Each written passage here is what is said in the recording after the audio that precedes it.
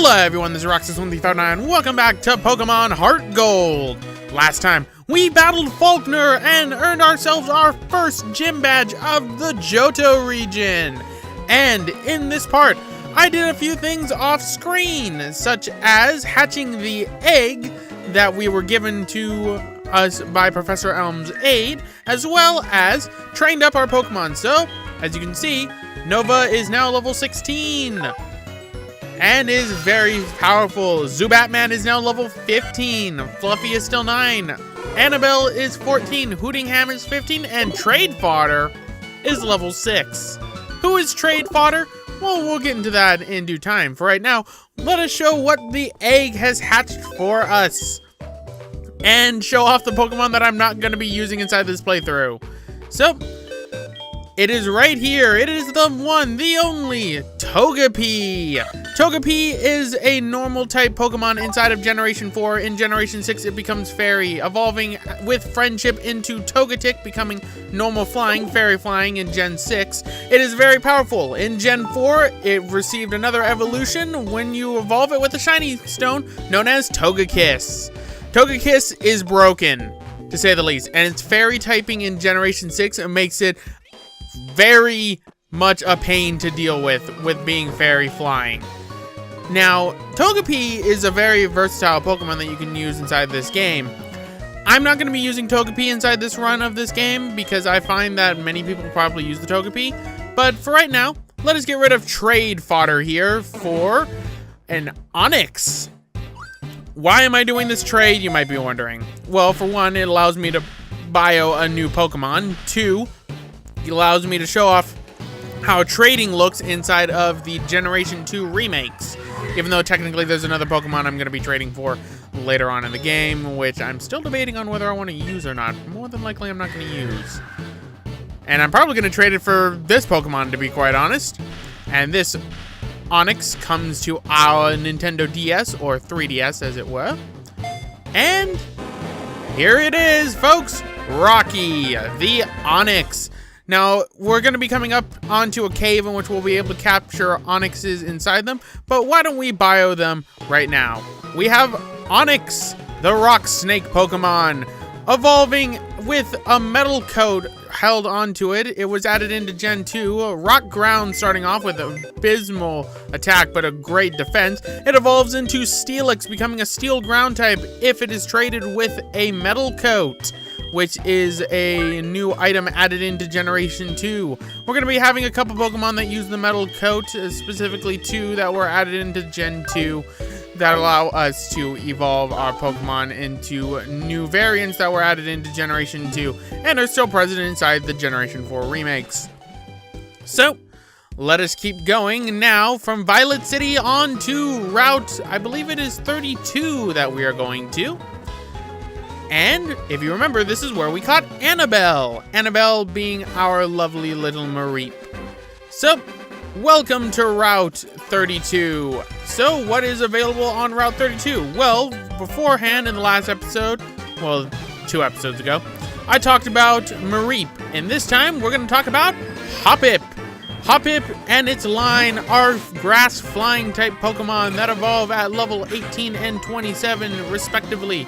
Decent stats, pretty decent special defense to say the least. It will evolve at level 18 into Skiploom, another grass flying type Pokemon that gains more speed and more special defense. They're not bad, but they're honestly something that I think their moveset doesn't really make use of. And they evolve one more time at level 27 into Jumpluff, the lovely little cotton ball Pokemon. Although it's not the cottony of this well, actually, no, I consider it the cottony of this generation. High speed, high special defense, and a decent defense. It's pretty decent all around. But that is not the only Pokemon we have available for us on this route, as we will get into in a bit. For right now, let us grab this item right here, which is a Repel, which reminds me I need to start using these so that I don't get into random battles all the time, so that I can make it so that I can cut things out a lot easier. Seriously, remember, I'm cutting out random battles for Pokemon we've already seen beforehand. But let's talk to this Picnicker. Oh, she's on the phone. My mistake. Oh, okay, I guess you'll just accept my challenge. All right. So, while we're battling this picnicker Liz, why don't we talk about another Pokemon that is available on this route, known as Woopa. Woopers are water ground type Pokemon, making them immune to electric attacks, being the first typing to be able to do that. They evolve at level 20 into the almighty and all-derpy looking Quagsire. Quagsire gains a boost in its attack, defense, and special attack and special defense are pretty well-rounded. It's a pretty good water-type Pokemon, and its immunity to electricity makes it actually very versatile to use. I will not be using a Wooper in this playthrough, although I did consider using a Wooper. I did consider it because, you know, Wooper's pretty decent Pokemon. I mean, sure, stats aren't like the best ever, but when it evolves into Quagsire, it turns into a pretty beefy one. And what is that track right there? That wasn't in the original Generation 2. Why, that will be something that comes up later. For right now, this person's intrigued by our glaring glance. Okay. So, we've got Camper Roland with a Nidoran male. Nova, deal with this poison type for me, please. Now, you might be wondering, well, when do we catch a Nidoran male and or Nidoran female? Since, you know, they were introduced inside a generation that didn't have genders, so they had to put them inside their names, unfortunately. Then again, there are many Pokemon that didn't consider genders in mind, like Mr. Mime and Geodude. Generation 2, you really did mess that one up, didn't ya? But, go right here and grab this, which is a Great Ball. Now that we have gotten a Great Ball out in the wild, we can buy Great Balls inside of the stores. Great Balls are better versions of Pokeballs, but I hate their color scheme, and I hate the little ring that they put out for it, so I'm going to be trying to catch everything in Pokeballs because I am OCD and stubborn as hell. Plus, also, I caught legendaries in Pokemon Black and White that way. But we've got TM09 Bullet Seed. Bullet Seed is basically the Fury Swipes of grass moves. Attacks 1 to 5 turns. It's not that good. Very low. It's physical attack. And yeah. So now we gotta go against Youngster Gordon with a Woopa. We got Woopas. Woopa Doopas. This is a bad typing advantage for Nova, as ground would hurt Nova. And so would, you know, water. Luckily, this Wooper is just going to use a move that weakens electric moves, even though it is immune to electric attacks. It's a good thing that these are all so low levels that they don't really matter in the end. So, quick attack. And there we go. That deals with the Woopa. Yes, I will be saying Woopa that way because that is how Woopers talk. I need to really stop sending money to my mother because that's really going to harm me later on. But we've got ourselves a fisherman right here. So, our first time against the fisherman type of trainer. Fisherman Ralph is his name with a Goldeen. Goldeens we will be bioing actually inside this episode, if I remember correctly. Because Goldeens will be available inside of a cave that we're going to. But how do we catch Goldeens? And how do we catch certain Pokemon? Well, we're going to need a fishing rod. And luckily, we will be getting said fishing rod in this episode, which is why I'm not bioing the water-type Pokemon that are available on here. To give a hint on how I bio Pokemon, just to make things a lot easier, I'm doing it based on our ability to catch them at that moment in time. And I will go back later on and re-bio ones that I have missed, be it on a different route or not. So, let us send out Mareep, or my mistake, Annabelle, because I keep forgetting that I forgot to name her like an idiot. Okay, firepower was weakened. Good thing I've got a good old Thunder Shock coming your way, Goldeen. So, goodbye. And super effective and dead. Nova gets 118 and Nova is now level 17. We will not be evolving Nova just yet. I want Nova to learn a specific move before I allow Nova to evolve. Same actually is going to go for Annabelle here. because if you leave your Pokemon in their base state, they will learn moves faster. Do I have to? Very well. Well, no, I could always say no, but I find that's rude. So, let us change up our team because we're going to deal with a couple other fishermen. So, Annabelle, I need you up front. And Annabelle's also kind of currently on the chopping block at the current point I'm at inside the game. So, get used to seeing Annabelle for right now, but I don't know if she's going to last because there's another Pokemon that I completely forgot its existence that I kind of want to get. But Fisherman Henry's got a Poliwag. We will be seeing the ability to get Poliwags for quite a while. Poliwags are very versatile, and Generation 2 added in a branching evolutionary line for them, along with a lot of other Pokemon that I've found have branching evolutionary paths that I've had to bio in the next 2 episodes. To give you an idea, it takes me hours to edit these sometimes. But firepower was weakened. Annabelle is sound asleep. I'm glad she is catching some Z's, but you know, I kind of need her to beat up the little tadpole. Annabelle, please. Yay! Now shock it to death. There we go. Super effective and one-hit KO.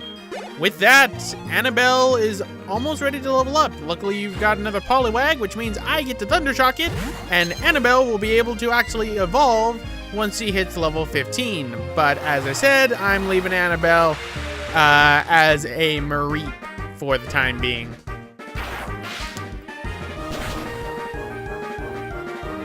There we go. That deals with the Poliwag. And Annabelle is now 15. Congratulations, Annabelle. You earned that. So, there we go. That defeats Fisherman Ralph. And what's this? Annabelle's evolving. Why, we can't allow this. So, there we go. And looks like Wade is calling us. Hello, Wade.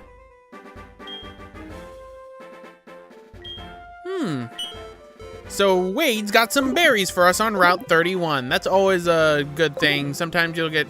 There's another reason why I'm getting numbers. It's because sometimes you'll get items from people who recall you, and sometimes you'll actually get rematches from people. Because the Versus Seeker in this game, I mentioned this in the last part. No, I mentioned this 2 parts ago when we got the Versus Seeker. Doesn't allow us to battle trainers, unfortunately. It's not the broken one that was inside of Fire Red and Leaf Green, unfortunately. Which I can't wait until I do Fire Red and Leaf Green. Oh boy, I get to rebio most of these Pokemon that I'm bioing now. That's probably going to be the next generation I do, actually, is Generation 1's remakes. Although I could do the 3DS Virtual Console versions, because that one, the Mew glitch works. But then I have to make sure that I remember to do the Mew glitch. Nah, we're just going to do Fire Red and Leaf Green. Just mulling over future projects, ladies and gentlemen. So, this guy's got nothing but Magikarps. One right after the other. Magikarp. Oh, you're so close to evolving. Too bad I'm not going to let you. Oh my goodness, you know a move. I forgot they learned Tackle at level 15. But they all go down the same. Good job, Annabelle. So many Magikarps. Which actually is going to be the next Pokemon we bio. It's going to be a Magikarp. Because we're going to be able to get all of the things that we need. So, that takes care of all the Magikarps. Save the weakest one for last. So, take that, Fisherman Justin. Ah, sploosh. Language I'm familiar with after playing Wind Waker for so long. Hated that minigame so much. But come on down over here, and we have a Pokemon Center, and somebody here This is Frida. Yahoo, it's Friday. I'm Frida Friday. Nice to meet you. Here's a poison barb. Why are you giving me poison?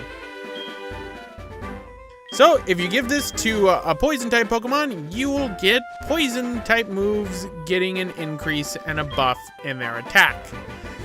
Too bad, the only poison-type that I would use that on would be Zubatman. Doesn't learn physical poison moves. He doesn't learn cross-poison. Like, naturally, he doesn't in this gen, I think.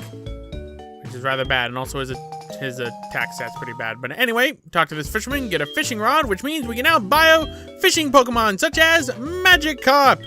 Magikarp, very tough to train.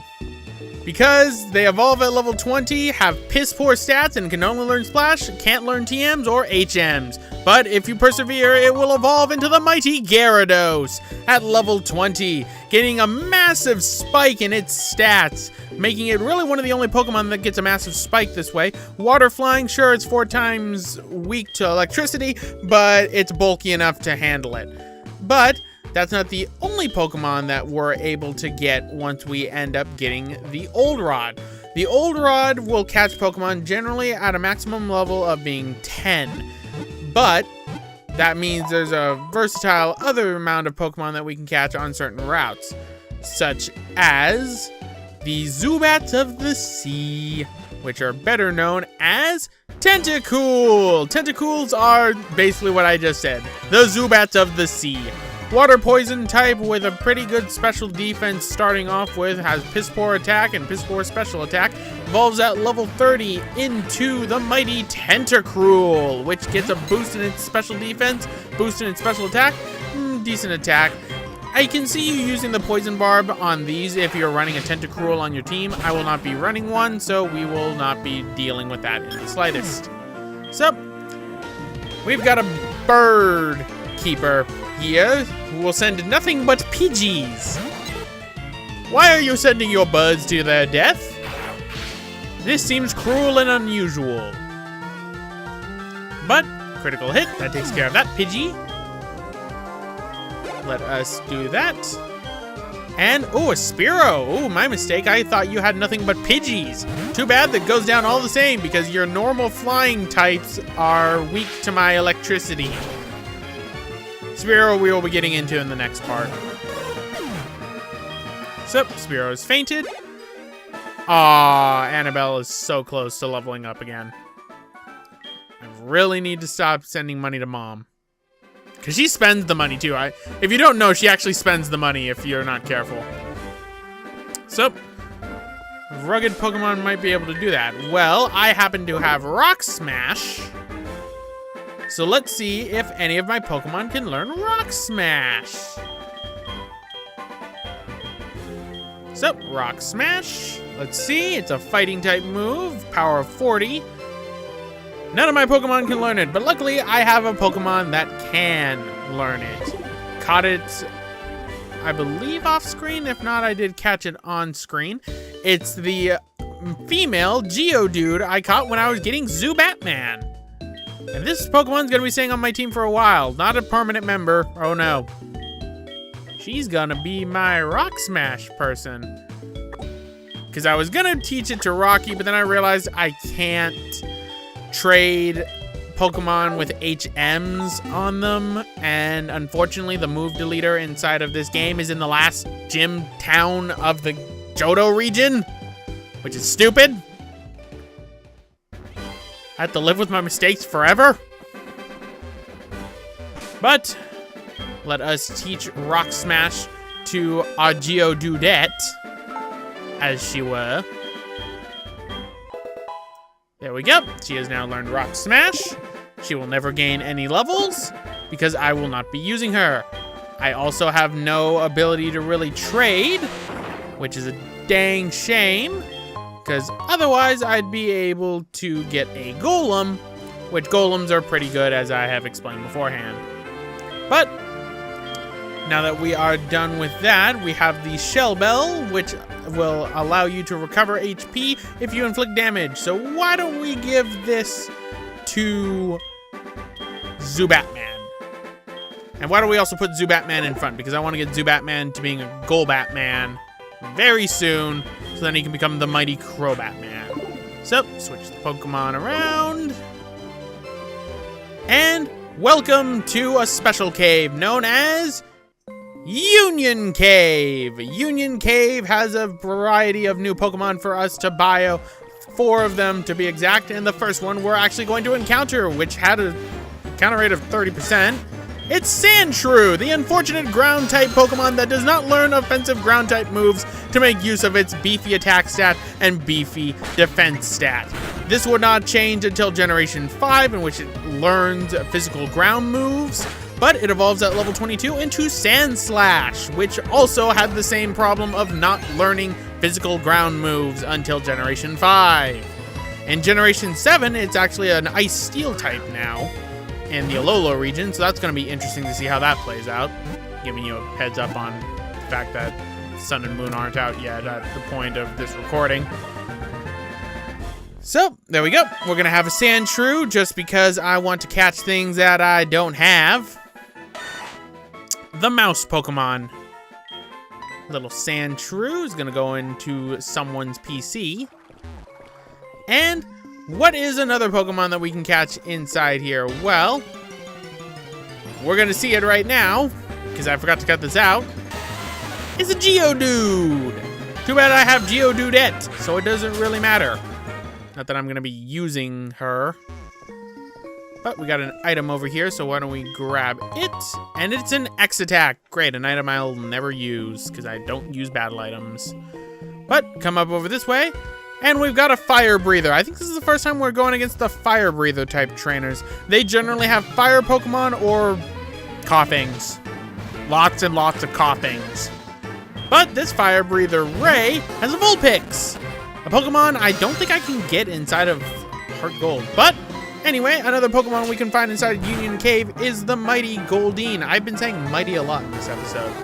Goldeen is a water-type Pokemon with a pretty good attack stat and pretty good defense stat. It's pure water and evolves at level 33 into Seaking. Seakings, fuck yeah. Seakings are beefy in their attack stat, pretty good in speed, pretty good in special defense too, and balanced out regular defense and special attack. So if you want a Seaking, they're pretty good. There's a reason why there's a meme around Seakings. They're actually pretty versatile, and they can learn Horn Drill, which is a one-hit kill move. Now, this right here is the second floor. The second floor, or basement, of Union Cave reveals to us 2 specific Pokemon, one of which I can actually catch on this day that I was recording it, which was a Friday, that I completely forgot was inside this cave, and is now having me question everything. I'll get into it later, but for right now, we can catch Krabbies with our Old Rod. Krabbies are physical attacking tanks, but can't take a hit worth a damn from electric type moves, and have such piss poor HP that they die very quickly. They evolve at level 28 into Kingler, which is basically a Krabby with a very big claw. Yeah, kind of uninspired if you ask me, but that is pretty much what we can catch right there. But what about the special Pokemon I was talking about? You know, the Pokemon that is available only on Fridays inside of Union Cave in the basement. Well, it's a Pokemon I completely forgot is inside the Union Cave that you can catch on Fridays, and is having me question my current team at the time, in which I replace, if I replace my water-type Pokemon or not with it, which I'm probably going to do. And that Pokemon is the King of the Sea, or Prince in this matter, Lapras. Lapras is a water ice type Pokemon with very good HP, a very good, well, not very good, but very decent balanced out stats and everything else. The only thing that's lacking in it is speed. The reason why you might want a Lapras is it can naturally learn Ice Beam at level 32 in Generation 4. And there is a Dragon type gym that's way around the corner that would be oodles of fun to take out with an Ice Beam. So Laprases are only available on Friday inside the Union Cave. You can fight 1 per Friday. And that's why I'm questioning whether I want to keep my current water-type Pokemon or not at the current point I'm at in the game. Because you need Surf in order to be able to get to the Lapras, which means you have to have a couple gym badges in, and the Lapras will be level 20. It's a good idea to get one because of the Ice Beam, and I don't want to spoil what the Water-type Pokemon I'm currently using right now is until we get said Water-type Pokemon. But what I want to do is I might want to replace my Water-type Pokemon with a Lapras. Because I've also run a game before with this Water-type Pokemon, and so I know that this Water-type Pokemon is very versatile. But it doesn't learn Ice Beam naturally. It learns Aurora Beam naturally, but Aurora Beam's the poor man's Ice Beam. But either way, we've got an Onix to deal with that has used Harden quite a bit, which is pretty bad for us because its physical defense makes it a pain to deal with, but luckily its attack stat is very piss poor, so it can't really do too much. And whenever you're using Uproar and a Pokemon is asleep, they will awaken because of the Uproar, so keep that in mind. Luckily, Uproar is a special type move, and Hootingham is able to deal with it very well. So deal with the Onix, please. There we go. Oh, come on, one more. Thank goodness that missed. So, let's deal with this Onix. And there we go. That deals with the Onix. So, with that, I'm going to end it off right here. This has been Roxas1359. Next time, we're going to be heading out of Union Cave onto our second town in the game, Azalea Town. Well, our second gym town. See you all next time.